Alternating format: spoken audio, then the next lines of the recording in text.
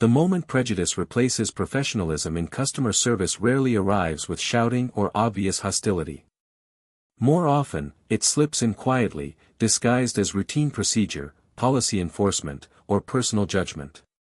In the confined space of an airplane cabin, where authority is absolute and passengers are expected to comply without question, this shift becomes even more dangerous. Customer service is meant to be rooted in respect, neutrality, and consistency, yet when prejudice enters the equation, those principles collapse. Decisions stop being based on rules and start being shaped by assumptions, and the damage begins long before anyone realizes what has gone wrong. In this case, professionalism was not abandoned because of a lack of training or pressure from a difficult situation. It was abandoned because of perception. A well-dressed black passenger did not fit the crew's internal image of who belongs in a certain seat, who deserves courtesy, or who holds authority. That perception silently rewrote the rules. Questions were asked that would not have been asked of someone else. Tone shifted from polite to suspicious. Body language hardened. None of it violated policy on paper, but all of it violated the essence of professional conduct. Prejudice has a way of hiding behind plausible deniability, making it harder to confront and easier to excuse. Customer service professionals are trained to follow procedures, but they are also trained to interpret situations. That interpretation is where bias often takes control. When prejudice replaces professionalism, interpretation becomes selective. A calm response is seen as arrogance. Confidence is misread as entitlement. Silence is treated as guilt. The same behavior that would be praised in one passenger becomes a problem in another.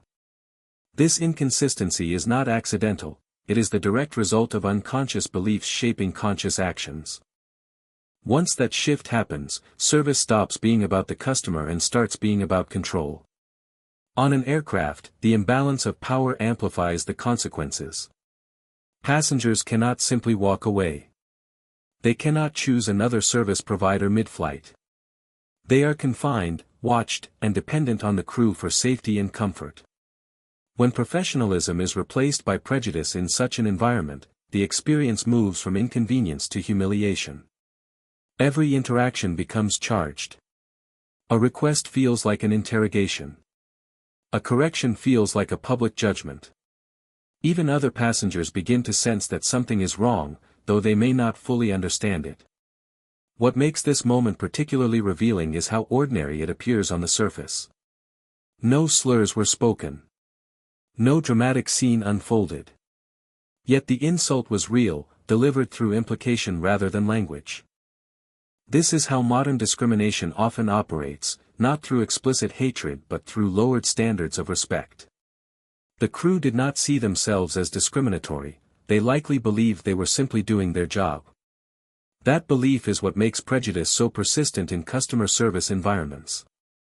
When individuals think professionalism means enforcing authority rather than serving people, bias finds a comfortable place to live. Professionalism requires emotional discipline. It demands that personal beliefs, assumptions, and reactions be set aside in favor of fairness and consistency. The moment prejudice takes over, that discipline disappears. Decisions become reactive instead of principled. The crew's focus shifts from delivering a uniform experience to asserting dominance in a situation they believe justifies it. This shift not only harms the targeted individual but also erodes trust in the institution as a whole. One interaction can redefine how a customer views an entire brand. For the black CEO in this story, the insult was not just personal, it was symbolic. It represented a larger pattern that many experience daily, where competence is questioned and respect is conditional. The flight crew may have believed the moment would pass unnoticed, another minor incident in a routine day.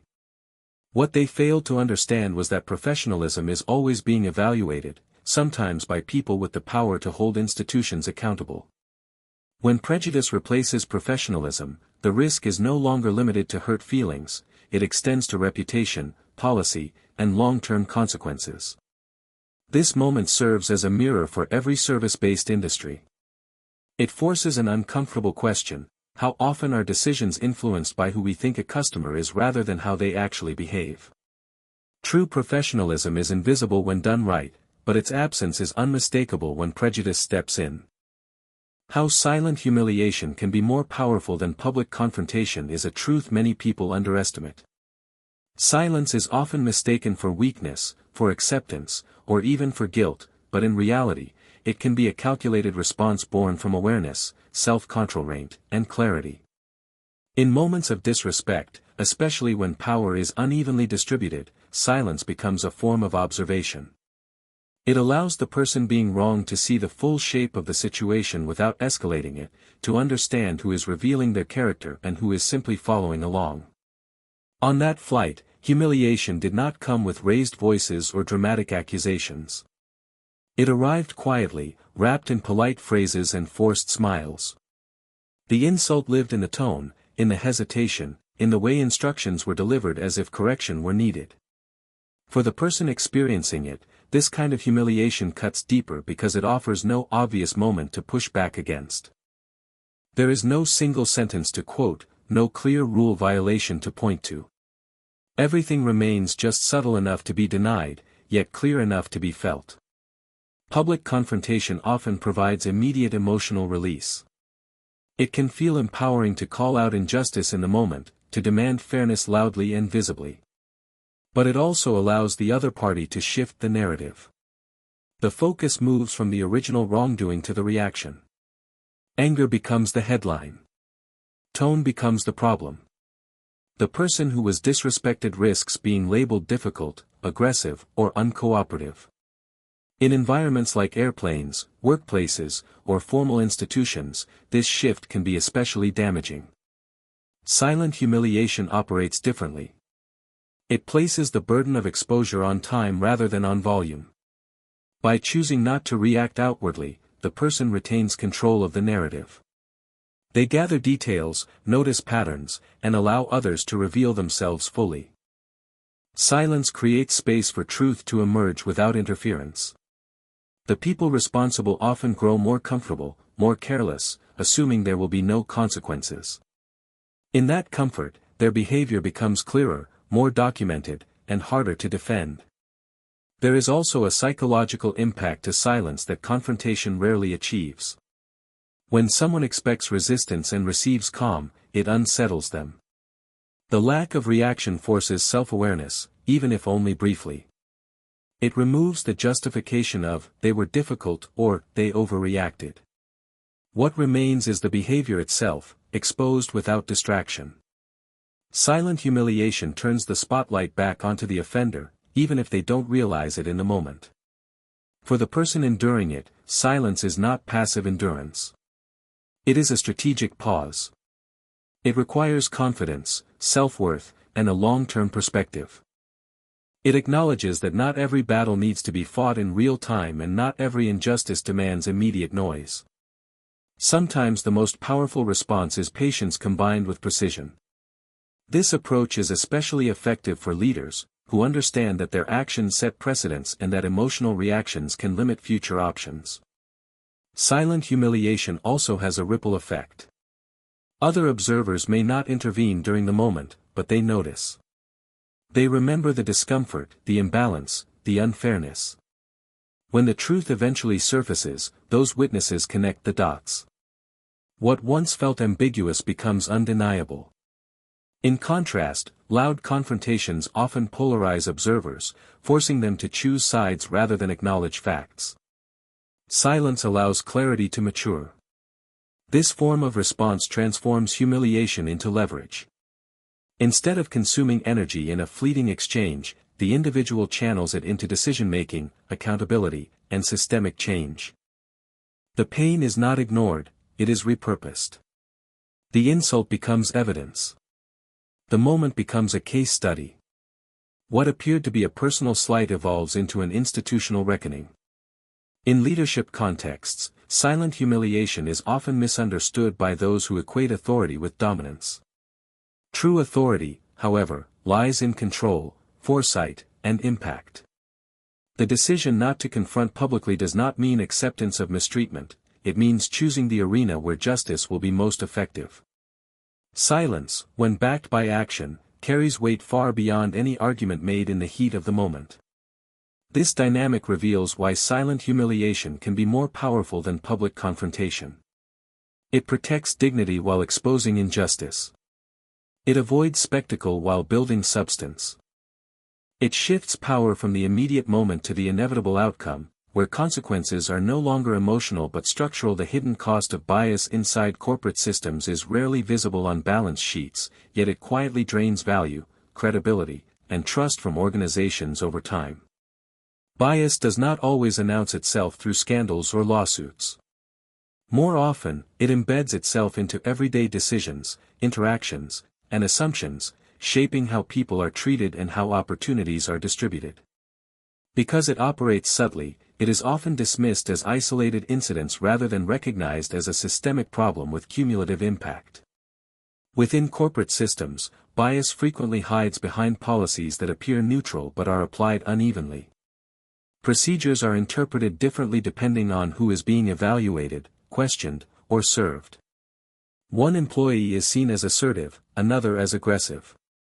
One customer is considered valuable, another suspicious. These distinctions are not written into manuals, yet they influence outcomes at every level. Over time, this inconsistency erodes the principle of fairness that organizations rely on to function effectively. The cost begins internally. Employees who experience or witness bias lose confidence in leadership and in the integrity of the system. Motivation declines when people realize performance alone does not determine treatment or advancement. Talented individuals disengage, reduce effort, or leave entirely, taking institutional knowledge and potential innovation with them. High turnover, low morale, and reduced collaboration are not random organizational issues, they are often symptoms of unaddressed bias working beneath the surface. Bias also distorts decision-making. When assumptions replace evidence, organizations make poorer choices. Leaders may overlook capable individuals while promoting those who fit familiar profiles. Customer complaints may be dismissed or escalated not based on merit, but on who is perceived as credible. These distorted decisions compound over time, leading to inefficiencies, missed opportunities, and strategic blind spots. What appears to be a people issue gradually becomes a performance issue. Externally, the cost of bias manifests in brand perception. In an era where experiences are shared instantly and widely, a single incident can reshape public trust. Customers no longer judge companies solely by their products or prices, they judge them by values and behavior. When bias surfaces, even subtly, it signals misalignment between stated values and lived reality. Rebuilding trust after such moments requires far more effort and resources than preventing the issue in the first place. Corporate systems often underestimate how interconnected these effects are. A biased interaction at the frontline can trigger a chain reaction that reaches executive offices, investors, and regulators. Legal costs, compliance reviews, and public relations efforts are tangible expenses, but they still fail to capture the full impact. The less measurable costs, such as damaged reputation, reduced loyalty, and internal cynicism, linger long after the incident fades from headlines. Another hidden cost lies in innovation. Diverse perspectives are essential for problem-solving and growth, yet bias restricts which voices are heard and valued.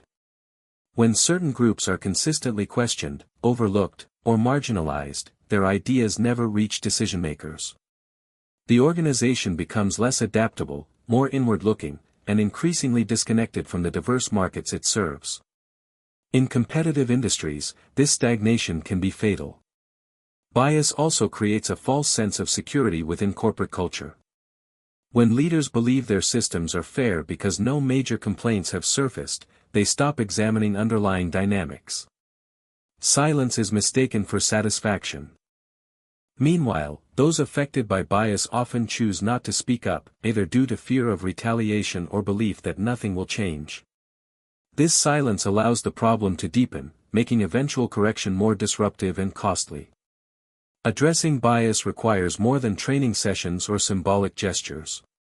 It demands accountability, data-driven evaluation, and a willingness to question long-standing practices. Organizations that fail to do this pay the price incrementally rather than all at once. Each biased decision adds to a growing deficit of trust and effectiveness, one that eventually demands repayment in the form of crises or decline. The story of a single biased interaction, such as the treatment of a passenger or employee, should never be viewed in isolation. It is a window into the broader system that allowed it to happen. The hidden cost of bias is not just about harm done to individuals, it is about the slow corrosion of the very structures that organizations depend on to survive and succeed. Why leadership reveals itself most clearly under disrespect is a lesson that rarely emerges during moments of praise or comfort. Leadership is often celebrated through success stories, confident speeches, and visible authority, but its true nature is exposed when that authority is questioned or denied. Disrespect strips away titles, status symbols, and external validation, leaving only character, judgment, and self-control. In those moments, leaders are defined not by what they demand, but by how they respond. When a leader faces disrespect, the instinctive reaction may be to assert dominance, to remind others of rank or power. This response can temporarily restore control, but it often undermines the very essence of leadership. True leadership is not about forcing recognition, it is about commanding it through composure and clarity. The ability to remain measured under insult signals confidence that does not need reinforcement. It shows that authority is internal, not dependent on external acknowledgement. Disrespect also tests emotional intelligence. Leaders who react impulsively reveal insecurity and a need for validation. Those who pause, observe, and choose their response demonstrate awareness of both themselves and the broader situation. Emotional intelligence allows leaders to separate personal feelings from strategic objectives. It enables them to recognize when a moment calls for restraint rather than reaction, and when silence can be more impactful than words. In situations of public disrespect, the audience matters as much as the offender. Every response sends a message to observers about acceptable behavior and values. A leader who responds with dignity sets a standard that extends beyond the immediate interaction. They show others that respect is not conditional on how one is treated, but on who one chooses to be. This consistency builds trust and credibility, especially among those who may one day face similar challenges. Disrespect also provides leaders with critical information.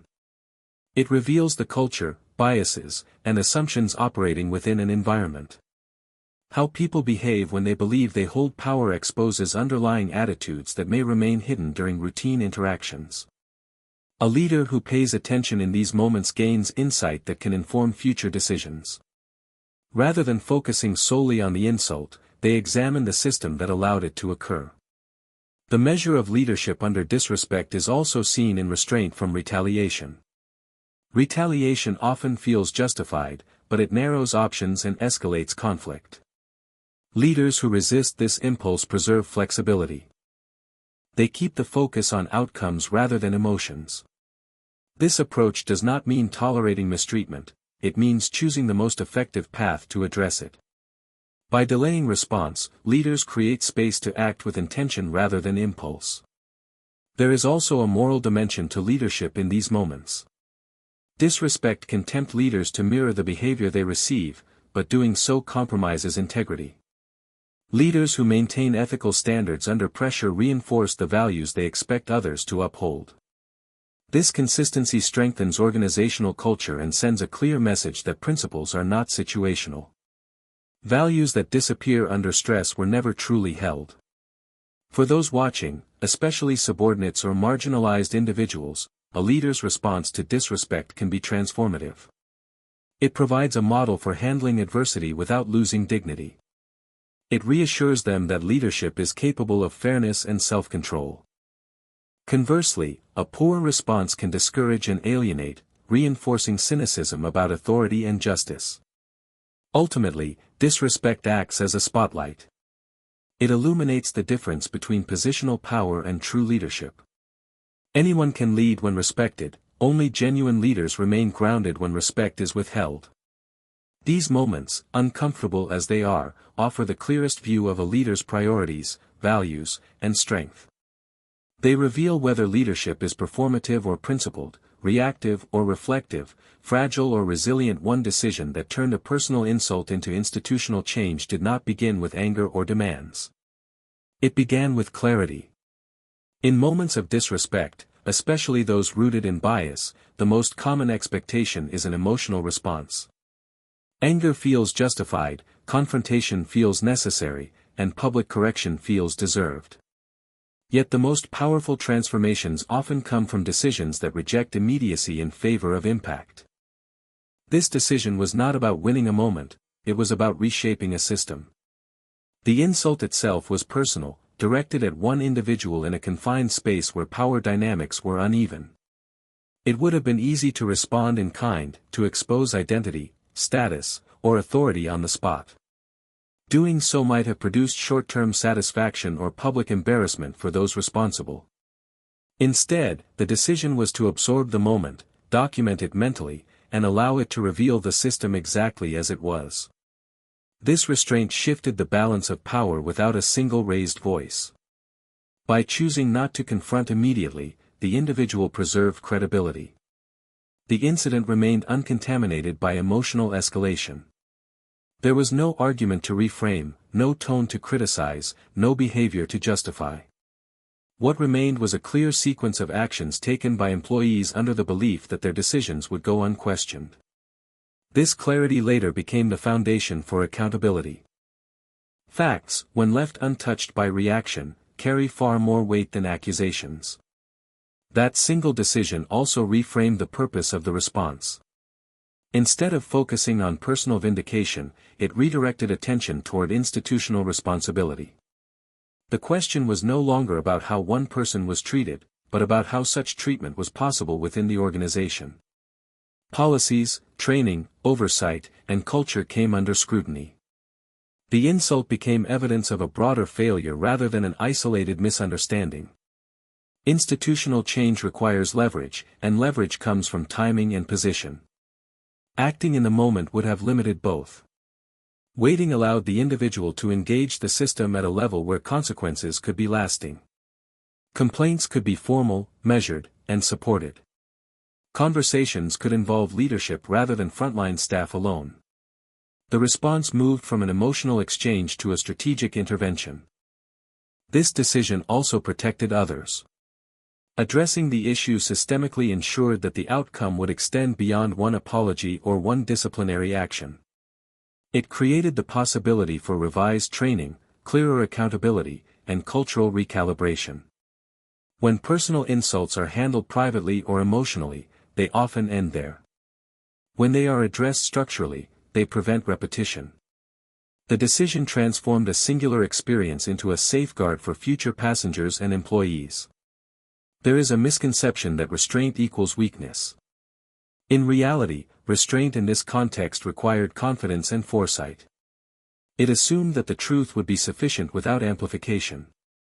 It trusted that institutions, when confronted with undeniable evidence and reputational risk, would be forced to respond. This approach placed pressure where it belonged, on the organization rather than on individual emotions. The ripple effect of such a decision extends far beyond the immediate case. It signals to organizations that power is not always visible and that accountability can arrive quietly but decisively. It reminds leaders that every interaction carries potential consequences and that frontline behavior reflects corporate values. One measured decision can prompt reviews, reforms, and conversations that no public argument ever could. Transforming a personal insult into institutional change requires seeing beyond the moment. It requires understanding that systems are altered not by outrage alone, but by deliberate, well-timed action. This decision exemplified leadership that prioritizes impact over ego, progress over pride, and justice over immediacy, proving that the most profound changes often begin with a choice to pause rather than react. The lasting lesson airlines and all workplaces can't afford to ignore is that respect is not an optional courtesy, it is a core operational requirement. Organizations often treat respect as a soft value, something desirable but secondary to efficiency, authority, or profit. In reality, respect is foundational to safety, trust, and performance. When it is compromised, the effects spread quietly at first and then suddenly, often in ways that are costly and irreversible. Airlines operate in environments where power imbalance is unavoidable. Crew members have authority, passengers have limited choice, and decisions must be made quickly. This makes professionalism and fairness even more critical. When respect is filtered through assumptions about race, status, or appearance, authority becomes arbitrary. Arbitrary authority erodes trust, and in industries built on safety and compliance, loss of trust is not a minor issue. Passengers who feel disrespected are less likely to cooperate, less likely to believe instructions are given in good faith, and more likely to question the legitimacy of decisions. Workplaces beyond aviation face similar dynamics. Managers hold power over evaluations, promotions, and job security. When respect is inconsistent, employees begin to protect themselves rather than contribute fully. Creativity declines because people hesitate to speak openly. Accountability weakens because trust and fairness disappears. Over time, organizations become rigid and defensive, focused on avoiding mistakes rather than pursuing excellence. The lesson here is not simply about avoiding discrimination, but about recognizing how easily culture is shaped by everyday interactions. Policies and mission statements mean little if they are contradicted by behavior on the ground. Employees take cues from what is tolerated, not from what is written. If subtle disrespect goes unaddressed, it becomes normalized. Once normalized, it spreads. What begins as an isolated incident becomes a pattern, and patterns define culture. Another critical lesson is the importance of perspective. Organizations often fail because they view incidents solely through internal lenses. They ask whether rules were technically followed rather than whether dignity was upheld. This narrow focus misses the broader impact. Customers and employees judge organizations by how they are made to feel, especially in moments of vulnerability. A technically correct decision delivered with bias or contempt still damages trust.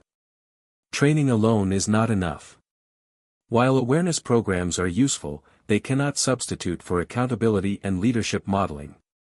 Leaders must demonstrate through action that respect is non-negotiable.